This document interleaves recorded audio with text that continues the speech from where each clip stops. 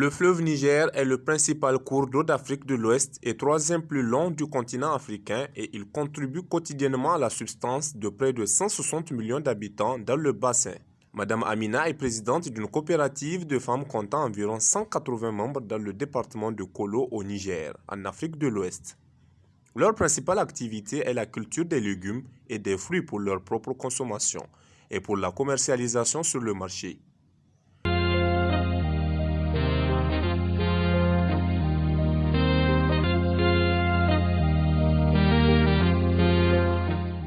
Son village est situé dans la vallée du fleuve Niger, portion nationale nigérienne du bassin du Niger.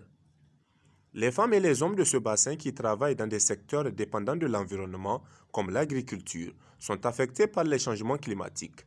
Les plus rares arrivent de plus en plus irrégulièrement. Lorsqu'il pleut, c'est souvent avec une intensité telle que les sols sont boueux et inondés. D'ailleurs, les femmes y sont plus vulnérables du fait de facteurs socio-économiques et culturels.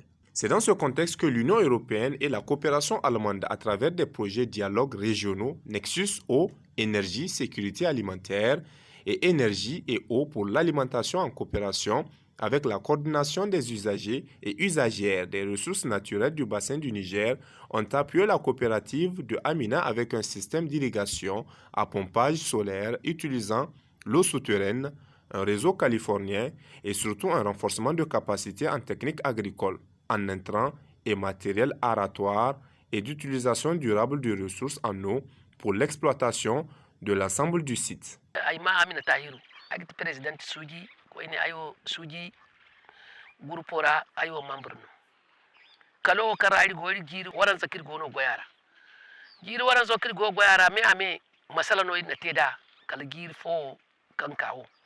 Zama irsin da hari afo irsin da griyaz haro irga sambu kala gusiyan no irga fansi kai dai wate da haro kan haro musu gufuri sai gusora dir hangan din daga ban agon dir sai tabi idim kaga ye kanalo bon inda pala koyi inda me yenge dir du hari imadabu idim feri kalam to irse yenge ga so akul wahala no kala way boren sino ka goy way bor kayna yan no gono goy kalora kan su to ba e tar gere.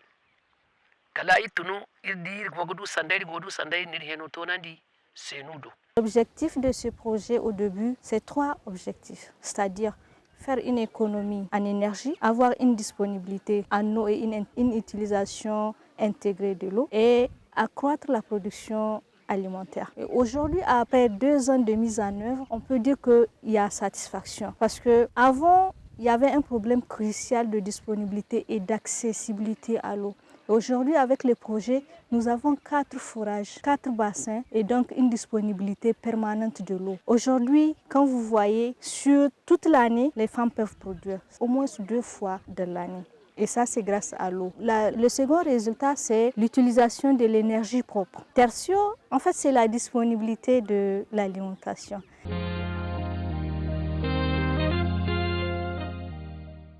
Je dire que le Nexus est vraiment une approche intégrée entre le secteur de l'eau, de l'énergie et de l'alimentation qui essaie de concilier les différents aspects, notamment l'aspect social, l'aspect écologique et les intérêts économiques en tentant de créer un environnement assez satisfaisant pour pouvoir trouver des compromis et avoir vraiment une utilisation rationnelle de ces ressources.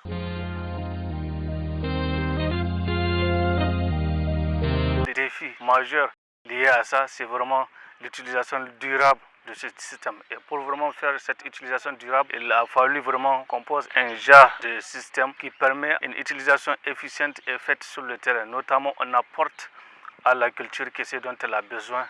Et également aussi, on a essayé de faire en sorte que ce système utilise des pompes solaires qui font vraiment la promotion de l'économie de l'eau au niveau de ce terroir-là. Avant, quand vous venez au début de ce site, c'est désert. Il n'y a rien, il n'y a même pas de verdure à cause de l'insuffisance ou la quasi-absence de l'eau.